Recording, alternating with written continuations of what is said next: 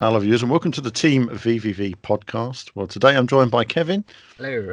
and we're going to talk about all of the latest racing gaming news. Just have a general catch up. It's been a bit quiet on the channel recently. We've been working on our usual bits and pieces behind the scenes after the explosive amount of content over the summer. It really was a busy summer for racing games, and now we're just taking stock and preparing on the next few months' work. Now, kicking off today, of course, we've got the news of the as we record this, Gran Turismo has just seen its latest update, which adds wet weather to the Tokyo circuits. I haven't played it yet. As many of you will know, I've played extensive amounts of Gran Turismo, and it's going to be interesting to see how it performs on the standard PS4. But certainly, screenshots look lovely. And in a way, I kind of feel that this transitional element is partly where we're going now with the next version of Gran Turismo on the PS5. It's getting more and more realistic. It's looking better and better. Polyphony are doing more and more in terms of extracting performance from the PS4. I mean, I'm really impressed that they've brought the rain forward at this point and they're getting it done, and it's looking so good as well. But I do look forward to trying that out. So perhaps by the time this podcast goes up, my reaction will already be up on the channel, or I'll already have streamed it. But that's something we're going to look forward to. Kevin, yourself, is there anything that's caught your eye in the news recently?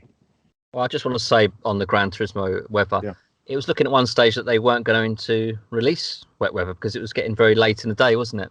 And then we had the first track, was it a month or two ago?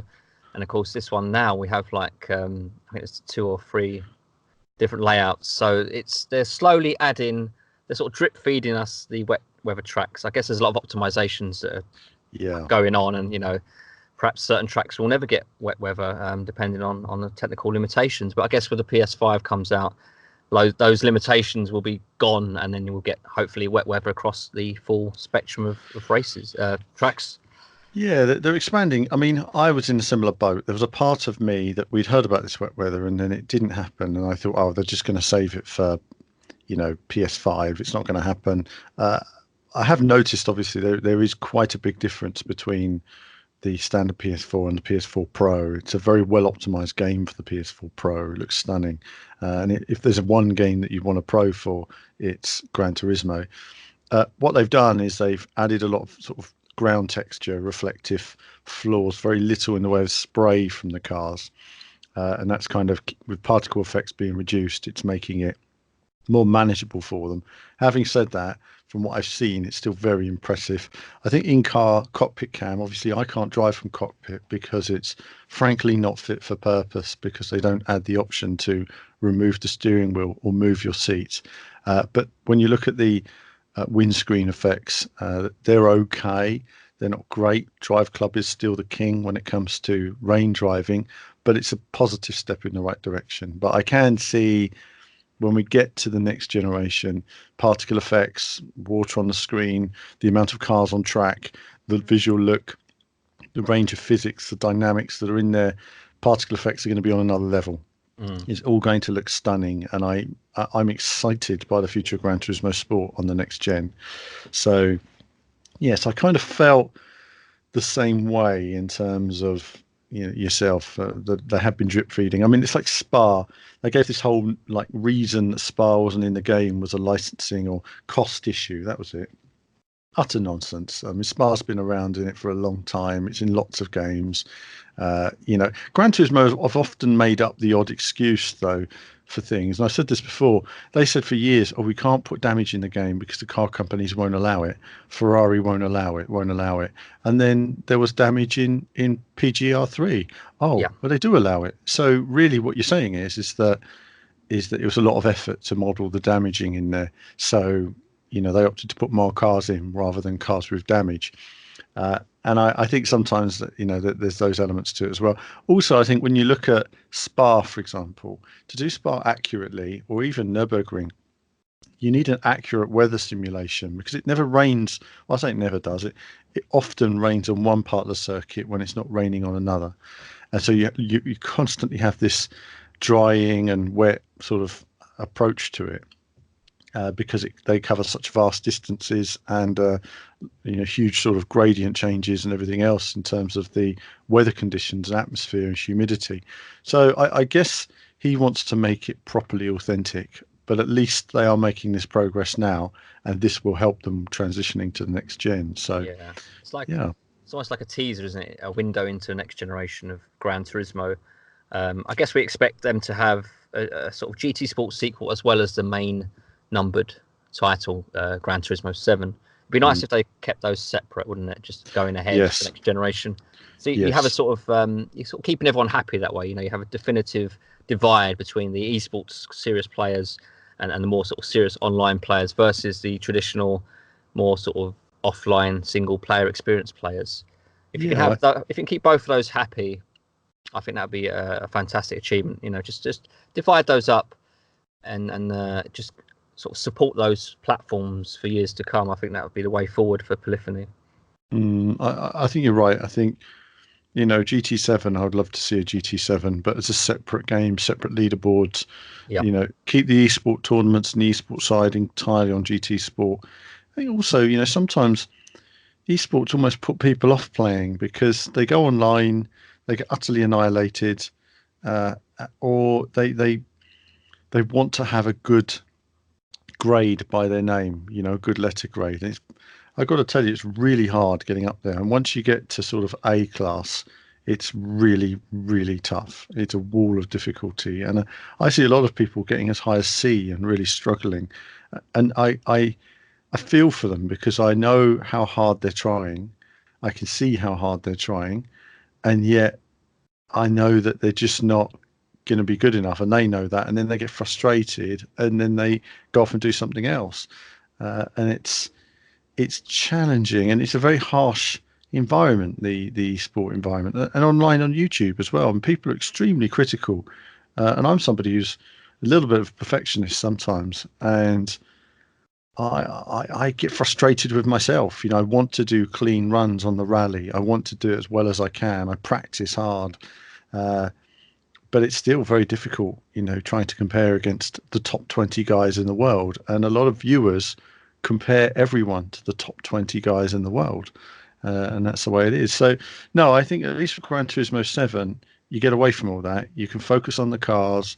You can focus on your love of driving. And yeah, if you want to race, you can race the AI and you can have fun. And that's one of the reasons why I played offline for 10 years was I said, I just want to have fun. And as I say, when I went back on Gran Turismo last year, that's my first time playing properly competitive online in many, many years. And I just got away from the grief of it. And even now I've stopped for a bit. One, because I was getting too into it, and two, because I was getting too annoyed with it at times. The penalty system isn't perfect. It never will be, but it also severely damaged my ranking. And I just thought to myself, the ranking's not even representative of where I should be.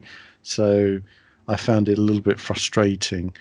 I think also with racing, and I'll just point this out when it comes to esports, is it's not all about just how quick you are. It's about knowing what makes people quick. And a lot of sim racers have secret techniques.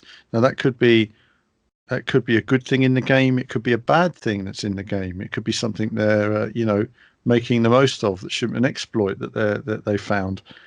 They're never going to share that with you. And the first thing is to know how to drive the course. What gear should I be in? How should I be accelerating? Where should I be braking? There's so much you can get from watching the ghosts, but then there's things that you only get from being in the top gaming communities. And don't always think, oh, that guy's better than me because he's faster. You look at the fact that sometimes they know something you don't, and that's also making a big difference to lap time. And you'll see that. So yeah, I think main thing is with GT7, get away from all that. Just enjoy your gaming. And I hope Kazunori does come back and make a proper Gran Turismo game you only need one GT game for the whole next gen. If he said, right, I'm going to create GT7 with 200 cars and 10 courses, and then every year I'm going to add 5 courses and 100 cars. 10 years later, you've got GT7. It's just every year it's going to be something new, something brilliant. And I think that's where they need to be with Gran Turismo now, is building on it, not making a Gran Turismo game, going away, starting from scratch. I agree But to the some extent. generational game. I mean, you have to have like a big package to launch, though. It's no good launching with 100 or 200 cars, because they will be put up against the likes of GT2, GT4 that had a plethora of cars. You know, we're talking serious car collecting, which is one of the main appeals for Gran Turismo. How much knowledge do you gain when you play Gran Turismo? It's just a encyclopedia of cars. You know, it's amazing in that sense. And so I think they have to have a decent enough number, like maybe 400 cars minimum, to really launch and really sort of get people interested. Of course, the graphics will sell the game regardless, but I think you need those old school elements, you know, the car list. You need the traditional campaign, which, okay, the GT Sport game is tagging on bits and pieces to the main campaign, which is great, but it didn't launch with that campaign at all initially, did it? And then eventually they brought it out, and it was very sort of half-hearted attempt at career mode.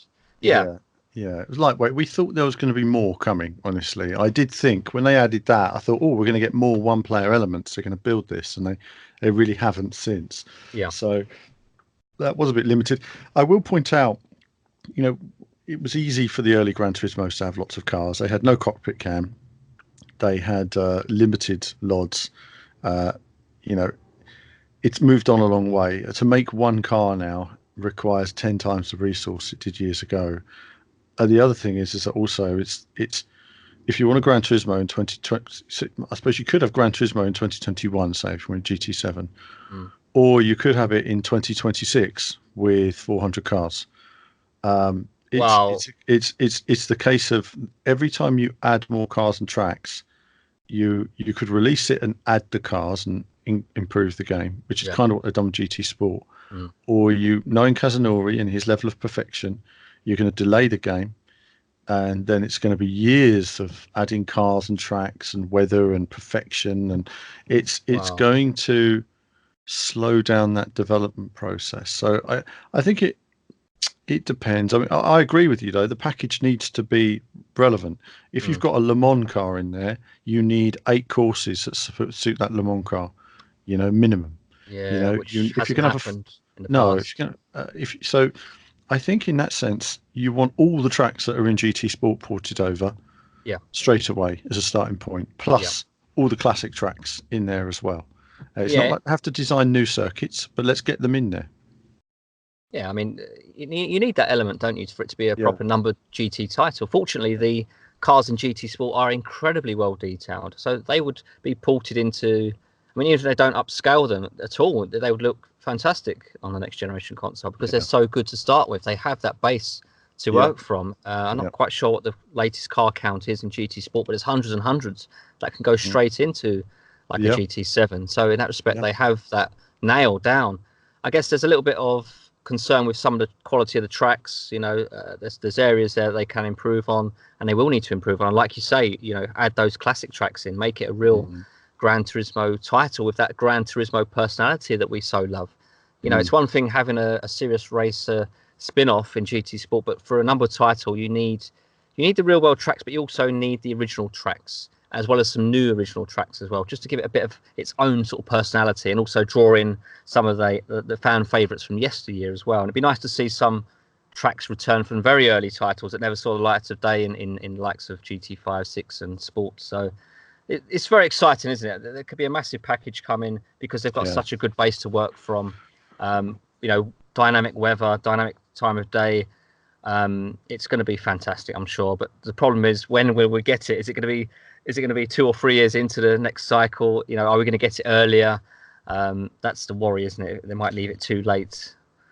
It's an issue, isn't it? That's the one question no one can ever answer. I mean, I think Gran Turismo Sport took way too long to come out. They were sitting on their hands for 5 years, honestly.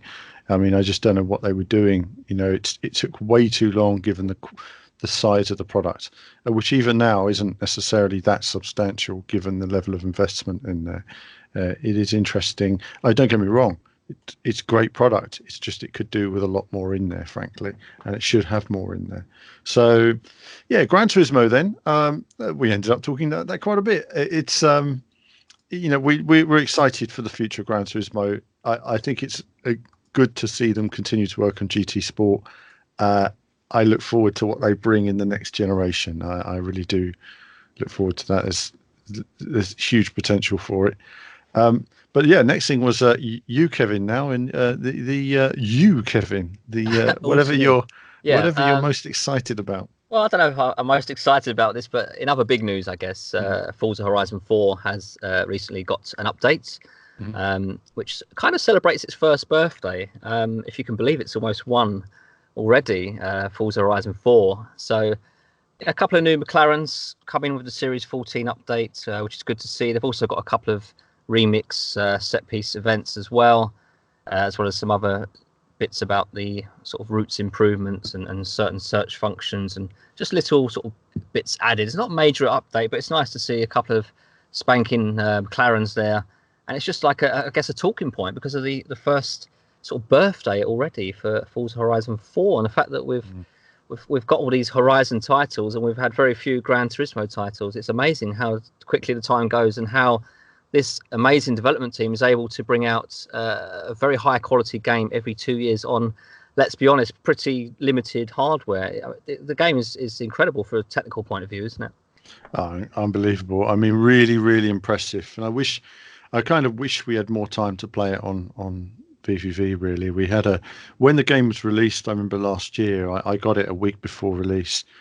Was preparing to play it and do a massive preview, and then my internet got cut off for I think it was 3 weeks or something like that. Wow. Ouch. You live in the dark ages when you have no internet. By the time I got the internet back on, the game had been out for 2 weeks and it was done. I mean, there was nothing else for us to show on it really, which was a bit of a shame. And so we missed the boat, and I never really got to play it that much after that, which is a bit of a shame. But I get on there now and again. I've downloaded it recently on the PC, and I'm probably going to stream it a little bit on the PC.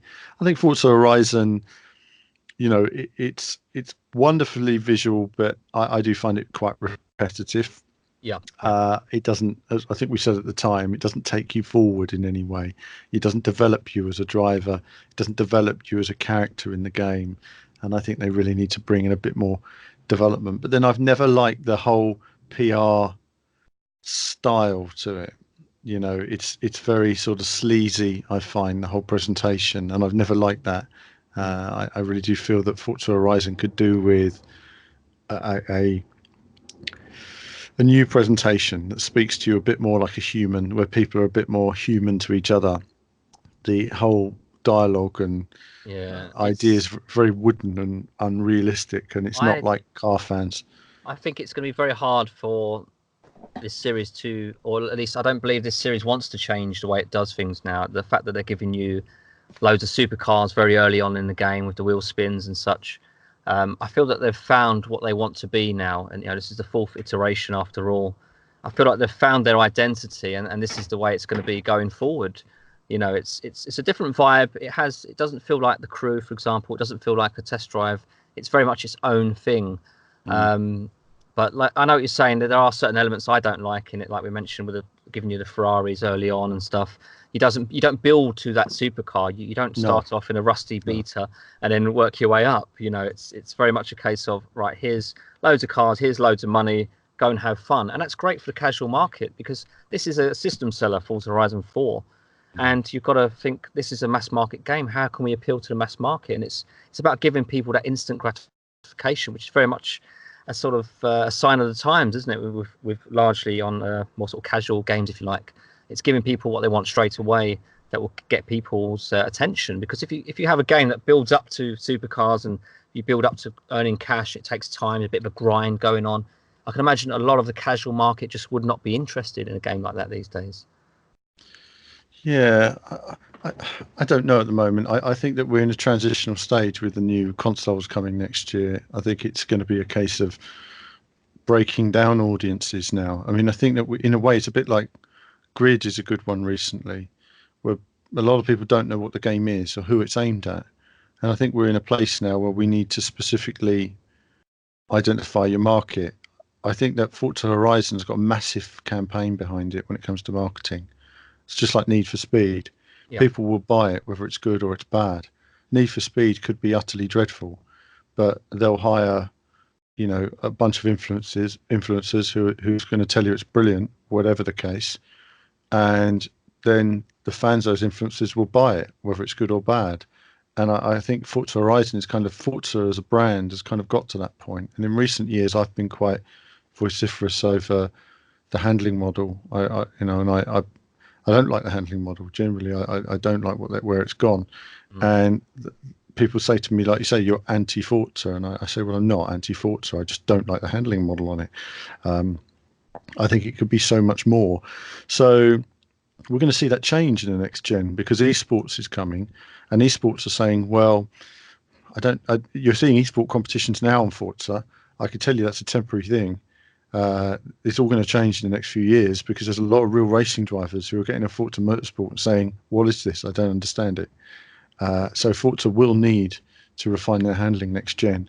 Yeah. And I think when they do refine their handling and they do take it to a really realistic place, if they can do that, then I think you're going to see a new Forza Horizon that takes on the next stage of the journey, whatever that is, in terms of perhaps taking you through being a car lover, which has always been something they've pushed for, but also improving you as a driver and improving your understanding of cars and understanding of, passion for driving and stuff like that. And a lot of that also comes into audio as well. Audio's something that's ever improving, but they really need to bring that forward in games. That technology is something developers are struggling with, and it means so much to cars, especially when you've got hundreds of cars and classic cars. I think it's really important that you get authentic audio notes, and a lot of them aren't authentic. They sound good. Yeah. They've got a nice sound to them, but they're not realistic. No, it just sounds nothing like real cars. But the audience at large don't have a clue. No, they just hear a good grunt. Well, that's it, isn't it? If you can give cars good grunts, most people will be like, "Yep, sounds great. Let's get on with some action." But like you say, it's replicating the sort of the real life counterpart. That's the tricky part, isn't it? And when you've got a game with so many hundreds of cars, obviously that's going to be very difficult. I mean, recording audio is notoriously difficult anyway. No one's really cracked it yet, So I mean, there are some very good examples, but in terms of having those engine notes in place for hundreds of cars, I don't think nobody's really cracked that nut just yet. No, and they do reuse some elements. Yeah. I mean, even the best games you can think of they sound great, but do they sound like the real car? I couldn't tell you because I haven't heard every one of those real cars, but they sound great. They sound more authentic. So there is all that sort of thing. If you're judging at what a car sounds like on YouTube, that sound could be very different in real life. It's very difficult. Completely it's very subjective as well, and it's like yeah. I think for the most part, as long as a game gives a fairly authentic sounding car that has a bit of grunt to it, that doesn't sound like a Hoover, for example, then they're on the right track. I think most people will be happy, and it's I guess in the case of Forza, it's a lot of the cars do sound pretty similar. So you need the cars to have their own identity, and it's separating those identities. That's the challenge, isn't it? It's making each car feel special, each car feel unique, each car more true to its real life counterpart. And I guess with the next generation, they've got more resources, more power to possibly put that vision, bring that vision to life. But I guess we're still going to be talking audio for 2 or 3 generations time. Probably it's going to be just something that's notoriously difficult to get right. But we haven't seen major step ups this generation. I would say there's been some good progress, but we still haven't got there, have we? Particularly on the consoles. No, I think because if you look at something like Project Cars, Project Cars had huge ambition, but the technology really isn't where they need it to be. If you look at VR, we've got VR this gen, but the technology really isn't there yet. VR would have been better waiting it to be introduced next gen than this gen. But you need to introduce it at some point. So you have you do. To get people excited about the next gen. I'm glad they've introduced PSVR this gen. I mean, Microsoft didn't bother, but I'm glad PlayStation did because it gives people a teaser. So it does. What could be possible in the future with X amount more power? You're selling people the dream in a sense, aren't you? Well, look at Gran Turismo. You can do a time trial, maybe a one-on-one, but in the next gen, you'll be able to all your esports will be on VR. Look at Formula One right now. It's not VR at all, but next gen, there will be F1 VR.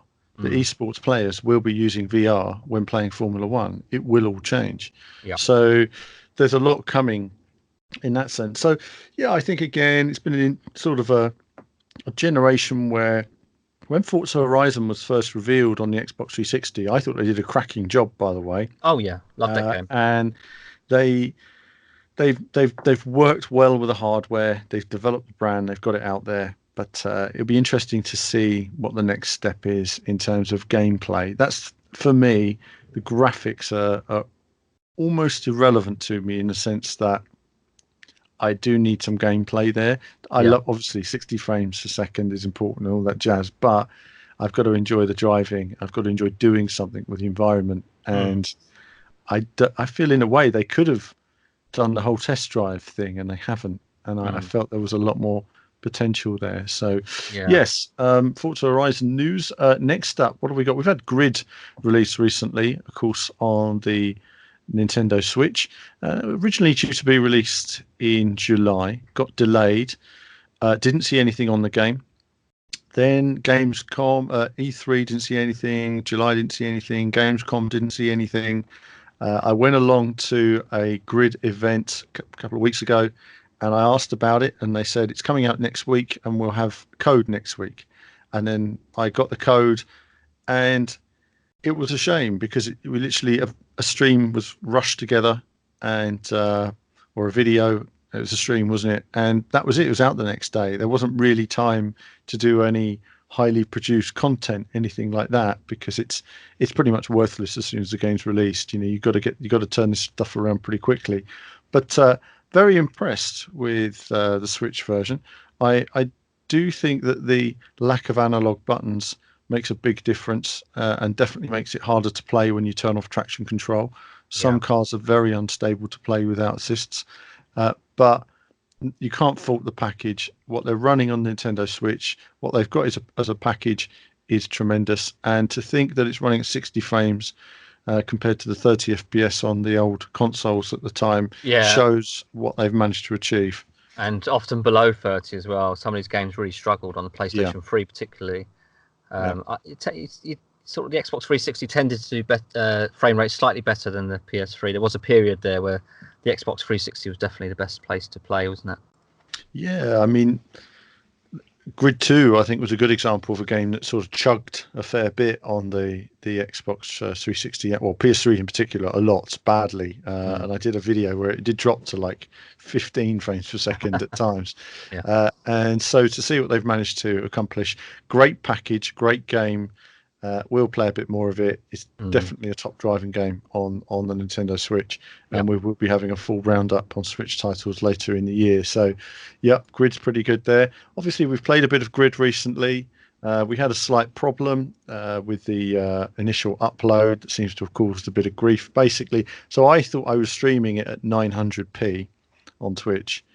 I may have had it streaming at 899p or something, a weird size. So it's once it's converted to YouTube, it's rescaled it down to 480p 30 frames, which was a bit odd. When you go to Twitch, it's quite interesting. It shows it's running at 576p at 60 frames, but also the image looks largely like an HD image. And so we had no complaints from anybody because it does look like HD. Because it is running a form of HD. But unfortunately, one of those problems with the preview conversion. So do watch it on Twitch if you get the chance. It's much better on there. Grid at the moment, I mean, we've not had much time to play it really. I mean, we've literally had that single access, and we've obviously the trailers are on the website. So do check out the website, see more on the trailers. But Grid is Grid really. If you ask me what kind of game is it, I still couldn't really tell you. I still couldn't tell you how. It's a game like no other. It's the slogan, but I mean it's a game like Grid. It's a game like Grid, yeah. So I guess it's a bit like Grid. Yeah. It's I guess it's like Grid in the sense that they're giving you lots of different motorsport disciplines. So you're dipping in and out of various disciplines. The single player campaign is I think it's more substantial looking at the number of events here. I think it's about 100 events or so it seems to have more content, and they're promoting their AI, like they're very different personality AIs there. They have so many different AI types that, you know, some are aggressive, some are more passive, etc. And I guess when you crash into one, he becomes or she becomes more aggressive towards you. So they have some sort of AI system going on there, which is interesting. That's something they can certainly develop for future titles, because largely AI in games, offline, is some sort of drive on rails, and they have no personality. So it's certainly an area that these development teams need to progress, because we want to feel like we're racing online even when we're offline. That's, if it can get to that stage, wouldn't that be fantastic? Yeah, and they are making good progress on various different things. It's very rare for games to have any kind of AI that defends. That's the problem with a lot of AI. It doesn't defend, or if it does defend, it's erratic and bashes you off. Yeah. So it's definitely the big challenge at the moment is bringing that together. But I think Codemasters are making progress on that side of things. Certainly the races I was playing seemed to be quite action-packed, but again, there wasn't enough time. I would say one thing that stood out as a negative, though, was how sedate the cockpit experience was. I mean, it was very rigid. It didn't move. It didn't feel very intense. It didn't feel like grid at all. So that was one thing that was very unusual. But that's grid news at the moment, and we'll have a team chat when it's launched. And go from there if we manage to get hold of a copy. And elsewhere news. Let's see what else has highlighted the news. We've had Mario Kart Tour, which is available now, which we haven't played. But Kevin, pay to win. Sounds like the feedback that we're getting. There's a bit of controversy over this title. It is a free-to-play game. It does have microtransactions, and it seems to be causing a bit of a stir at the moment with a sort of pay-to-win system that they have. Paying real-life money to get ahead in races, basically. And there is some criticism over the handling model, the way that the steering is done. So basically, you steer with the left and right swiping, and you sort of use items with up and down. So it's a very basic system, and I guess because of that simplicity, some are not able to race as they would like to, because like you said, once you take away the analog sticks and inputs, it is a different ball game, isn't it, in terms of getting accurate steering and things like that. So it feels like it's quite a sort of antiquated system they've got there with Mario Kart in terms of the pricing systems. It seems like they're really overpricing certain items, and it's not in keeping with modern trends. So it is disappointing a lot of people at the moment. It's sold incredibly well, though. Apparently, according to predictions, it's sold as many, or I say sold, it's downloads, isn't it? It's free to play. As many as 20 million downloads, and they've grossed, I think, about $1 million or so, according to latest predictions, at least.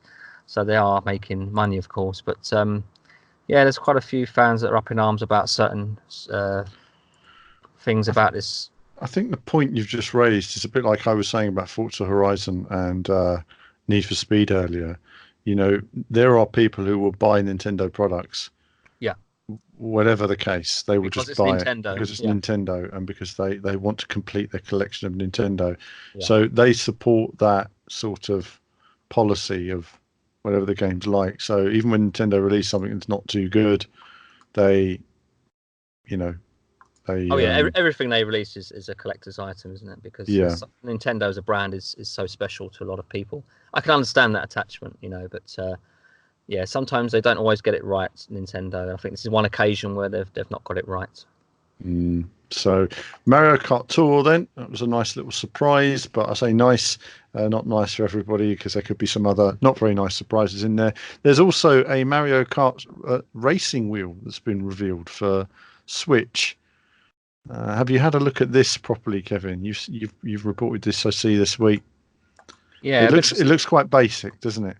It is quite basic. There are actually two wheels, and they are officially licensed as well. So this was interesting. This is from the Japanese, I believe the Japanese manufacturer Hori, which have been known to do various peripherals over the years. They make phenomenal arcade sticks. And it's just like, there's a couple of examples. There's one more sort of childlike, smaller, and there's more one that's a little bit more grown up aesthetic, slightly larger in size, and slightly more sort of better pedals on it. But it's a Mario Kart racing wheel. At the end of the day, it's like we just said, it's like a collector's item for a lot of people. So very cheap as well, for £63 for the smaller one, 114 for the bigger one. At the moment, though, only available in Japan, so we don't have any news on a Western release just yet, but I'm sure it will come to our shores sort of sooner rather than later. But there you go, a Mario wheel. If you ever wanted one, keep an eye out on the website. We'll report if it does come to Europe, which I'm sure it will. Yeah, they certainly need more to be able to play with it. That's that's for sure. I mean, we talk about the Switch as being the console of racing games at the moment in terms of handheld. Yeah. But it's debatable as to how many of them are really great with a wheel, especially given the lower quality of detail in the graphics. A lot of them suffer from, say, the PS4 and PC versions. I still see the Switch predominantly as a handheld console. Yeah. The TV mode is a nice addition, but limited. Limited, isn't it? It's a limited console. So £114 is a lot of money to spend on a very limited driving experience. But we'll wait and see. So that's quite an interesting find this week in the wheel market. Not much else happening in the wheel market right now. I see Nürburgring has been released for rFactor 2. Yeah, at last. At last. Yeah, well, it was supposed to come early this year. So yeah, it's good to see it's finally out now.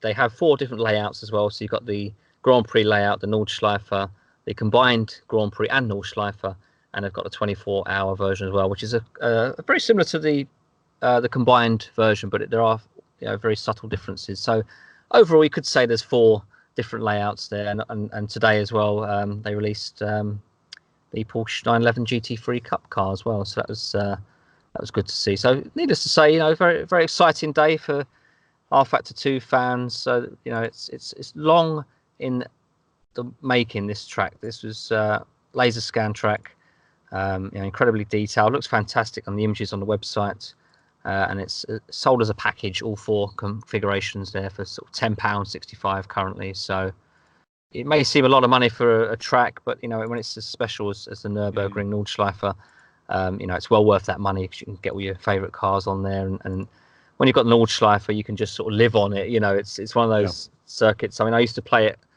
on GT4, GT5, GT6, and I would hammer hundreds and hundreds of cars around it and not get bored, because every car has its own personality, every car's different, and it just feels so special. That track is the green hell, they call it, but in my eyes, it's almost like the green heaven, because it's such a wonderful, one of its kind track that it will never be matched ever again. It's just so special, and it's great that we can have it here in rFactor 2 in such great detail as well. So yeah, I'm very pleased for rFactor 2 fans because this is a fantastic and long overdue track.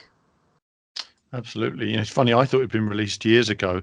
I don't know why, but in terms of detail, I don't think any other version will come. The Gran Turismo version is pretty good actually, but I think this is going to be a spectacular version of the circuit. So great news for sim fans. Big news this week there. Let's see what else have we got. We've got rFest has released a Goofy Roofs pack, which looks quite unusual as well. That could certainly add to the mayhem of cars driving around in rFest. rFest is a game that I've enjoyed. I want to play more, actually. I'm definitely going to play it more on streams. Yeah. And it is a lot of fun to play. And we will have a review coming at some point, but we are a bit behind on reviews, which can take me on to a point, actually. If those of you are listening that want to support VVV, support what we do, we're always looking for people who want to help out with written reviews and with previews and features and getting involved in terms of written and video. So if you'd like to get involved, do contact us on Twitter or via the contact form on the website and let us know. I mean, in terms of games, there's always games to review. Keeping up with all the reviews is quite challenging. But if you're a writer or a video producer, do contact us, or community management. Do contact us, and as I say, it's good experience in the media industry as well, and you'll get a lot of access to games pre-release and behind closed doors. So do let us know on that. Talking about new tracks, Pacer have revealed a new track as well.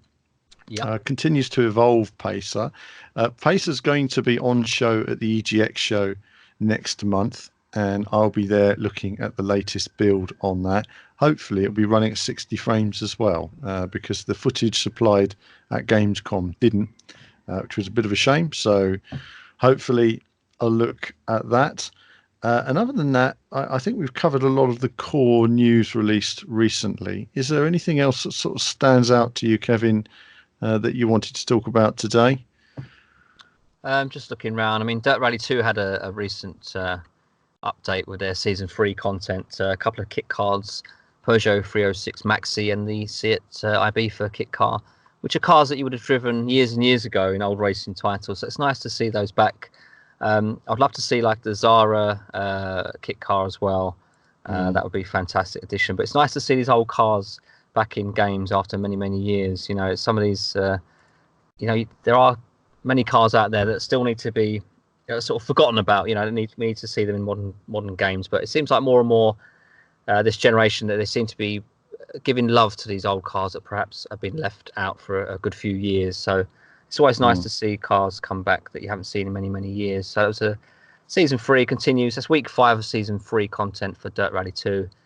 We've got some more content coming. There's like the Yas Marina circuits, and a few more kit cars and stuff to come. So look forward to that. There's not really a massive amount of big news, is there, lately? I guess it's just this time of year, isn't it, where things go a little bit quiet before they sort of pick up again towards a bit later in the year. Yeah, I mean, I find normally that this is when everyone goes a bit quiet because Forza Motorsport's being released, so everyone avoids it.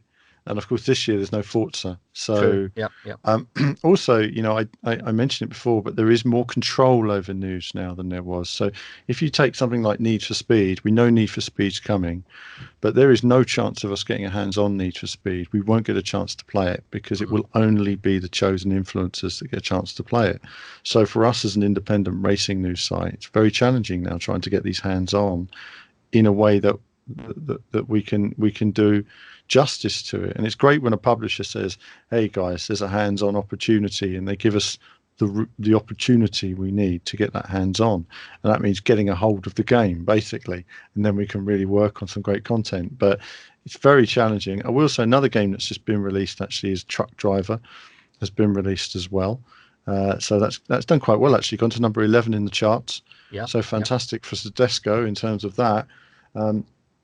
You know, we're not going to review that game at Team VVV because we just don't have the resource to it to do it. But it looked like, I'm glad a truck driving game, has come to console, but it does look rather bland. Was my only issue with it in terms of depth to it, and the scale of the environment does seem kind of limited. So there was some interesting news to see the feedback.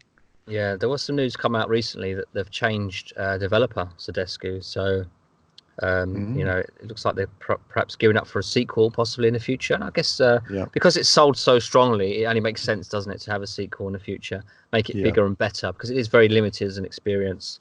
I'd like to see a much bigger map. I'd like to see more cargoes. I'd like to see a radio where you can flick through different channels or songs.